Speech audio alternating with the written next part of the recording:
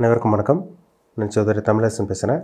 இன்றைக்கி நம்ம இந்த வீடியோவில் எதை பற்றி பார்க்க போகிறோன்னா, புத்தாண்டு ராசி பலன்கள் மீன ராசி நேயர்களுக்கு இந்த 2026ஆம் ஆண்டு எப்படி இருக்குன்னு பார்க்க போகிறோம். அதில் எந்த விஷயத்தில் நீங்கள் கவனமாக இருக்கணும், என்னென்ன விஷயங்கள் உங்கள் வாழ்க்கையில் நடக்கும், இதெல்லாமே இந்த வீடியோவில் தெளிவாக பார்த்துடலாம். மீனம்ங்கிறது காலபுருஷ தத்துப்படி 12ஆம் ராசி, கடைசி ராசி 12ஆம் ராசி தான் மீனராசி. பொதுவாகவே மீனராசியில் பிறந்தவங்க நல்ல குணம் படைச்சவங்களாக இருப்பாங்க. ஏன்னா குருவோட ராசியில் பிறந்தவங்களே நல்லவங்க தாங்க. இந்த தனுசு ராசிக்கு மீனராசிக்காரங்கள் கிட்டத்தட்ட ஒரே மாதிரி கேரக்டர் ஒத்து போகும். மீனராசிங்கிறது காலபுருஷ தத்துப்படி 12ஆம் வீடு, குருவோட வீடு. சுக்கிரன் உச்சம் பெறக்கூடிய ராசி மீனராசி. குரு ஆட்சி பெறக்கூடிய அமைப்பு இந்த மீனராசி. குரு 12ஆம் ராசிக்கு பார்த்திங்கன்னா காலபுருஷ தத்துப்படி 12ஆம் ராசி. அந்த இடத்துல தான் குரு ஆட்சி பலம் பெறுவார். அந்த இடத்துல சுக்கிரன் உச்ச பலம் பெறுவார். இது பார்த்திங்கன்னா ஒரு நல்ல ஒரு ராசிங்க, ஆன்மீக ராசின்னு சொல்லலாம். மீனம்ங்கிறது ஒரு ஆன்மீகத்துக்கு உண்டான ராசி, நல்ல ஒரு ராசி, நல்ல குணம் இருக்கும், நிறைய உதவி பண்ணுவீங்க. இல்லாதவங்களுக்கு மீனராசிக்காரன் கொடுத்து உதவி பண்ணுவாங்க. ஒரு பிரச்சனை வந்தாலும் அதுலேருந்து ஈஸியாக வெளியே வந்துடுவீங்க. ஏன்னா ரெட்டை மீன், அது எப்படி எந்த பிரச்சனையை ஃபேஸ் பண்ணணும், எந்த பிரச்சனை அங்கேருந்து நழுவி வெளியே வரணும்னு உங்களுக்கு ரொம்ப நல்லாவே தெரியும். நல்ல புத்திசாலி, பயங்கர புத்திசாலியாக இருப்பாங்க, பயங்கர நாலேஜாக இருப்பாங்க, நல்ல குணம் இருக்கும். அடுத்தவங்களுக்கு எடுக்கணும்னு நினைக்க மாட்டாங்க மீனராசிக்காரங்க. ஏமாலியாக இருப்பாங்க, நிறைய மீனராசிக்காரங்க ஏமாலியாக இருப்பாங்க. அடுத்தவங்களுக்கு கொடுத்து உதவணும்னு நினைக்கிறவங்க தான் மீனராசிக்காரங்க.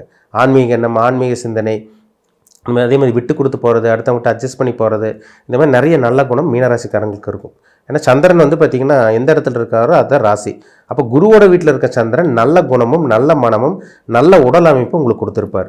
ஆனால் இந்த வருடம் பாருங்கள், உங்களுக்கு நிறைய மீனராசிக்காரங்களுக்கு இந்த 2025 பெருசாக சொல்லிக்கிற மாதிரி கிடையாது.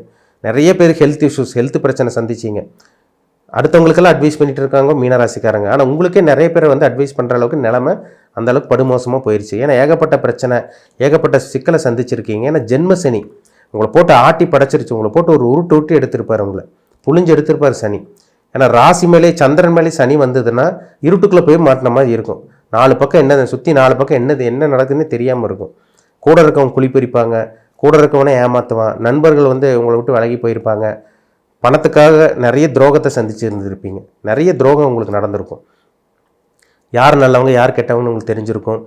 கூட இருக்கவனே பார்த்திங்கன்னா ஏகப்பட்ட நம்பிக்கை துரோகம் பண்ணியிருப்பாங்க. இது இந்த மாதிரி விஷயங்கள்லாம் மீனராசிக்காரங்க நடந்தது இப்போ கூட நடந்துட்டு தான் இருக்குது. உங்களுக்கு குடும்பத்தில் பிரச்சனை, மன நிம்மதி இல்லாமல், ஹெல்த் பிரச்சனையால் பாதிக்கப்பட்டு உடம்பு டயர்டாக இருந்திருக்கும். உங்களுக்கு இருட்டடைஞ்ச மாதிரி இருந்திருப்பீங்க, உடம்பெல்லாம் அடித்து போட்ட மாதிரி இருந்திருக்கும். ஏன்னா அந்தளவுக்கு சனி தாக்கத்தை கொடுப்பாருங்க. அந்தளவு சனியோட தாக்கம் அப்படி தான் இருக்கும் ஜென்ம சனி காலகட்டங்கள். 2025 உங்களுக்கு கரெக்டாக சொல்லணும்னா 2025 மார்ச் ஏப்ரல்லேருந்தே உங்களுக்கு அப்படியே நெகட்டிவ் அதிகமாக போயிருக்கும். அப்படியே கொஞ்சம் கொஞ்சமாக அப்படியே அதிகமாக போயிருக்கும். அப்படியே மூலமாக ஸ்டார்ட் ஆகிருக்கும். உங்களுக்கு கெட்ட விஷயங்களை ஆரம்பிச்சிருக்கும். அதனால் கவலைப்படாதீங்க. இந்த வருடம் ஒரு சில பாதிப்பில் இருந்தாலும், ஒரு சில பேர் மீனராசிக்காரங்க பாதிப்பில் இருந்தாலும் ஒரு சில பிரச்சனையிலேருந்து வெளியே வருவீங்க. சரிங்களா? ஏன்னா மேக்ஸிமம் பாருங்கள், ஒரு 100 பேர்னா 95% மீனராசிக்காரங்களுக்கு பிரச்சனை தான். ஒரு 2 ஒரு 2, 3, ஒரு 5% தான் தப்பிச்சிருப்பாங்க. ஏன்னா அவங்க ஜாதகத்தில் நல்ல தசாபத்தி போயிட்டு இருந்திருக்கும். ஜாதகத்தில் சனியும் நல்லா இருந்திருப்பார், சந்திரன் நல்ல அமைப்பிலிருந்து லக்னாதிபதி பலமாக இருக்கிறவங்க தான் தப்பிக்கிறாங்க.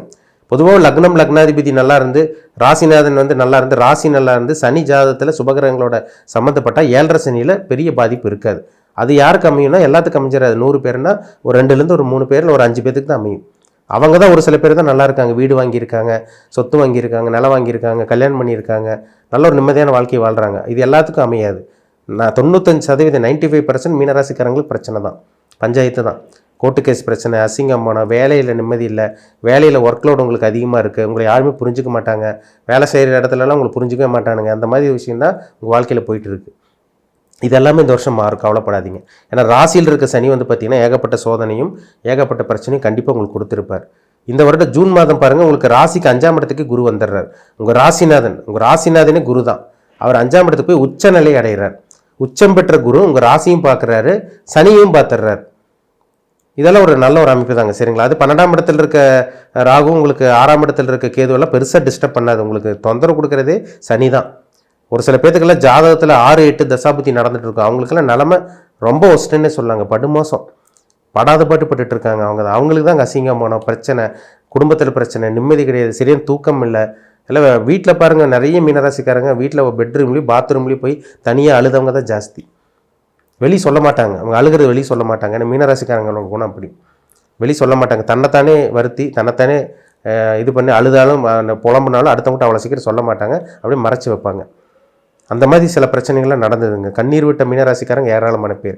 இதெல்லாமே இந்த முற்றுப்புள்ளி வைக்கக்கூடிய நல்ல ஒரு வருடமாக இந்த வருஷம் உங்களுக்கு இருக்கும். அதை முழுசாக விலகலினாலும் ஓரளவுக்கு பிரச்சனை, அந்த பிரச்சனை ஓரளவு சால்வ் பண்ணாலும் உங்களால் ஈஸியாக தப்பிக்க முடியும். ஒரு மனுஷனுக்கு பாதி பிரச்சனை விலகிருச்சுனாலே ஈஸியாக சமாளிக்க முடியும். இப்போல்லாம் உங்களுக்கு 100% பிரச்சனை, தலைக்கு மேலே பிரச்சனை இருக்குது. கடன் பிரச்சனை, வேலையில் பிரச்சனை, வேலை இழந்தவங்க நிறைய பேர் இருக்கீங்க மீனராசிக்காரங்க. ஒரு சில பேர் நல்ல வேலையிலிருந்து உங்களுக்கு மதிப்பு மரியாதை கிடைக்கல, அடுத்தவங்களுக்கு வந்து பார்த்திங்கன்னா நல்ல பேர் கிடச்சிட்டு இருக்கு. நீங்கள் பண்ண நல்லது அடுத்தவங்க கிரெடிட் வாங்கி போயிட்டு இருக்காங்க. இதெல்லாம் நடந்துகிட்ருக்கு.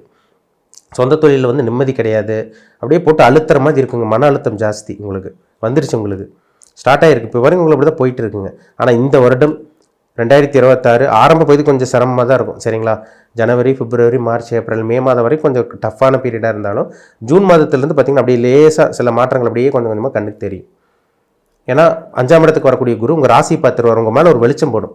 இருட்டுக்குள் இருக்கீங்க, ஒரு சித்திரவதையான வாழ்க்கை, ஒரு நரக வேதனையான ஒரு வாழ்க்கை அனுபவிச்சுட்டு இருக்கவங்களுக்கு உங்கள் மேலே ஒரு வெளிச்சம் வரும்.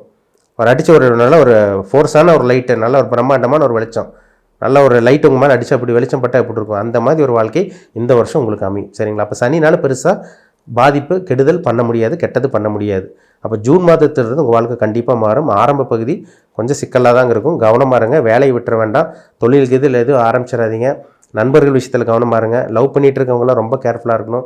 லவ்ங்கிற பேரில் ஏமாந்தவங்க மீனராசிக்காரங்க ஏராளமான பேர், தோல்வி சந்தித்தவங்க ஏராளமான பேர். லவ்னாலே பிரச்சனை, காதல்னாலே பிரச்சனை அதிகமாக வந்திருக்கு. ஒரு சில பேருக்கு வேலையில் பிரச்சனை, வேலையை நிம்மதி கிடையாது. சொந்த தொழிலில் பார்த்திங்கன்னா உங்கள் வேலையாட்கள் வேலை செய்கிறவங்க உங்களை மதிக்காமல் இருந்திருப்பாங்க, நல்ல வேலையாட்கள் கிடச்சிருக்க மாட்டாங்க, வருமானம் கம்மியாக இருக்கும், உங்களுக்கு வாழ்க்கையில் அடி மேல் அடி விழுந்திருக்கும். இந்த 2025 மீனராசிக்காரங்க மறக்க முடியாத வாழ்க்கையாக நீங்கள் கண்டிப்பாக உங்கள் வாழ்க்கை போயிட்டு இருந்திருக்கும், அதை தான் அனுபவிச்சுட்டு இருக்கீங்க. இந்த 2026ஆம் ஆண்டு நிச்சயமாக மாறும், பயப்பட வேண்டாம். உங்கள் வாழ்க்கை தலைகீழாக மாறும், சரிங்களா? அதனால் எந்த பிரச்சனையும் உங்களுக்கு பெரிய பிரச்சனை, புதிய பிரச்சனை இனிமேல் வராது. கொஞ்சம் கொஞ்சமாக அந்த பிரச்சனையிலிருந்து வெளியே வரதான் பார்ப்பீங்க தவிர பெரிய அளவுக்கு பாதிப்பு இருக்காது. அதனால் கவலைப்பட வேண்டாம். எந்த விஷயத்தில் கவனமாக இருக்கணும்னா வேலையை விட்டுற வேண்டாம், இருக்கிற வேலையை அட்ஜஸ்ட் பண்ணி போங்க. இந்த வேலையெல்லாம் உங்களுக்கு அப்படியே கம்ப்ளீட்டாக மாறும், உங்களுக்கு லைஃப் கம்ப்ளீட்டாக மாறும். சொந்த தொழிலில் புதுசாக ஆரம்பிக்க வேண்டாம், இருக்கிற தொழில் வந்து கண்டிப்பாக உங்களால் காப்பாற்றிக்க முடியும். போதிய அளவுக்கு கண்டிப்பாக வருமானம் வரும், நிச்சயமாக சமாளிப்பீங்க, சரிங்களா? லவ் பண்ணிகிட்டு இருக்கவங்க கவனமாக இருங்க. புதுசாக லவ்ங்கிற பேரில் ஏதாவது யாராவது என்ட்ரு ஆனாங்கன்னா உங்கள் வாழ்க்கை பிரச்சனை தான். அதனால் புதுசாக லவ் வருதை அவாய்ட் பண்ணிடுங்க. ஏற்கனவே லவ் பண்ணிகிட்டு இருக்கவங்க விட்டு கொடுத்து யாருக்கோ ஒருத்தர் அட்ஜஸ்ட் பண்ணி விட்டு கொடுத்து போகிறது ரொம்ப நல்லது. நிச்சயமாக உங்களால் சமாளிக்க முடியும், சரிங்களா? அதனால் இந்த வருஷம் வந்து நல்ல ஒரு வருடமாக இருக்கும். வேலை இல்லாமல் இருக்கவங்களுக்கு வேலையே இல்லை, ஒரு 6 மாதமோ 7 மாதமோ ஒரு 3 மாதமோ வேலை இல்லாமல் வீட்டோட முடங்கி கிடக்கிறவங்களுக்கு இந்த வருடம் நல்ல ஒரு வேலை கிடைக்கக்கூடிய ஒரு அற்புதமான ஒரு வருடம் தான் இந்த வருடம். காசு பணத்தில் பிரச்சனை, கடன் பிரச்சனை அதெல்லாம் இருந்தால் கூட அதை நிச்சயமாக இந்த வருடம் சமாளிக்கக்கூடிய ஒரு நல்ல ஒரு வருடமாக இந்த 2026ஆம் ஆண்டு எல்லா மீனராசிக்காரங்களுக்கு அமையுங்கிறதுல மாற்றமே கிடையாது. நீங்கள் என்ன நட்சத்திரம் பாருங்கள் ஃபஸ்ட்டு, சரிங்களா? உங்கள் வயசு என்ன? புரட்டாதி நட்சத்திரமா, உத்திரட்டாதியா, இல்லை ரேவதியா? உங்கள் வயசு என்ன? என்ன தசாபுத்தி போகுது? என்ன கிரகங்களை உங்களை ஆட்டி படைச்சிட்டு இருக்குது? இப்போ உங்கள் ஜாதகத்தில் என்ன பிளானெட்டு உங்களை இம்பேக்ட் பண்ணிகிட்டு இருக்காரு? அதுதாங்க ரொம்ப முக்கியம். ஏன்னா வந்து பார்த்திங்கன்னா கிரகங்கள் தான் மனுஷன் ஆட்டி படைக்கும். அது இப்போ வந்து பார்த்திங்கன்னா என்ன தசாபுத்தி போயிட்டு இருக்குன்னு பாருங்கள். ஏன்னா வாழ்க்கையில் வந்து பார்த்திங்கன்னா 2 இது பார்க்கணும். அதாவது ஜாதகத்தில் நடக்கிற தசாபுத்தி ரொம்ப முக்கியம், கோச்சார பலன்.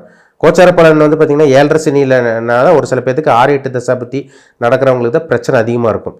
இப்போ 6ஆம் அதிபதி 8ஆம் அதிபதி தசாபுத்தி நடந்துட்டு இருக்கவங்களுக்கு நிலைமை ரொம்ப ஒஸ்ட்டாக இருக்கும், ரொம்ப மோசமாக இருக்கும், கிரிட்டிக்கலாக இருக்கும். அவங்களுக்கு தான் கடன் பிரச்சனை, எதிர்ப்பு பிரச்சனை, கோர்ட்டு கேஸ் பிரச்சனை, அசிங்கமான நல்லது பண்ணி கெட்ட பேர் வாங்குறது, அடுத்தவனுக்கு கடன் வாங்கி கொடுத்து இவங்க மாட்டிக்கிறது எல்லாம் நடந்திருக்கும். இந்த வருடம் உங்களுக்கு நல்ல ஒரு காலமாக உங்களுக்கு அப்படியே கொஞ்சம் பிரச்சனை இருந்தால் கூட அப்படியே ஆப்போசிட்டாக மாறும். கெட்ட விஷயங்கள் விட்டு அப்படியே நல்ல விஷயமா உங்களுக்கு மாற ஆரம்பிக்கும். உங்கள் ஜாதகத்தில் நடக்கக்கூடிய தசாபுத்தி சப்போர்ட் பண்ணணும். ஏன்னா வாழ்க்கைங்கிறது எல்லாமே 2 தான், சரிங்களா? 2 கண்ணு, 2 கை, 2 கால் எல்லாமே இருக்குது. அதே மாதிரி தான் கோச்சாரம் ஒரு பக்கம் இருந்தாலும் தசாபுத்தியும் பார்க்கணும். அதாவது ஒரு வண்டி வந்து 2 சக்கரம் இருக்கும், காருன்னா 4 சக்கரம், முன்னாடி 2 பின்னாடி 2, 2 வீலர்னா முன்னாடி 1 பின்னாடி 1. அது ஒரு பகுதி வந்து பார்த்திங்கன்னா கோச்சாரம், இன்னொன்று தான் தசாபுத்திங்க. அப்போ இது 2 மேட்ச் பண்ணி பார்த்தா தான் நம்ம துல்லியமாக சொல்ல முடியும். ஏன்னா ஒரு சில பேர் நீங்கள் சொல்கிறதெல்லாம் நடக்குதுங்கிறாங்க, ஒரு சில பேர் நீங்கள் சொன்னதெல்லாம் நடக்கலைங்கிறாங்க. அதுக்கு காரணம் அவங்க ஜாதகம் கெட்டு போயிருக்கு, ஜாதகத்தில் நல்ல தசாபுத்தி நடக்கலைன்னு அர்த்தம். அப்போ உங்கள் பிறப்பு ஜாதகத்தை பாருங்கள், நல்ல தசாபுத்தியா கெட்ட தசாபுத்தியா, உங்கள் லைஃப் எப்படி இருக்கும், என்ன பண்ணணும், என்ன பண்ணக்கூடாது, எந்த விஷயத்தில் கவனமாக இருக்கணும், இனி என்னென்ன காலகட்டங்களில் என்னென்ன பண்ணலாம், எப்பப்போ உங்களுக்கு டைம், அதாவது எந்தெந்த நேரம் உங்களுக்கு சாதகமாக இருக்குது பாதகமாக இருக்குன்னு உங்கள் பிறப்பு ஜாதகத்தை பார்த்து தெளிவாக தெரிஞ்சுக்கங்க. அது உங்களுக்கு ரொம்ப ஒரு யூஸ்ஃபுல்லாக இருக்கும். உங்களுக்கு நல்ல நேரம்னா நீங்கள் நல்லது பண்ணிட்டு போயிட்டே இருக்கலாம், கெட்ட நேரம்னா அந்த விஷயத்தை நீங்கள் கவனமாக இருந்துக்கலாம். அவ்வளோதாங்க வித்தியாசம், சரிங்களா? மீண்டும் அடுத்த பதிவில் சந்திக்கும் வரை உங்களிடமிருந்து விடைபெறுவது உங்கள் சகோதரர் தமிழரசன். இந்த சேனல் பிடிச்சிருந்தா உங்கள் நண்பருக்கு உறவினருக்கு ஷேர் பண்ணுங்கள், லைக் பண்ணுங்கள், சப்ஸ்கிரைப் பண்ணுங்கள், பெல் பட்டனை கிளிக் பண்ணிக்கோங்க, ஆளுங்கிற ஆப்ஷன் இருக்கும், அதையும் செலக்ட் பண்ணிக்கோங்க. அப்போ தான் நாங்கள் போடுற வீடியோஸ் எல்லாமே உங்களுக்கு நோட்டிஃபிகேஷன் வரும். நன்றி, வணக்கம்.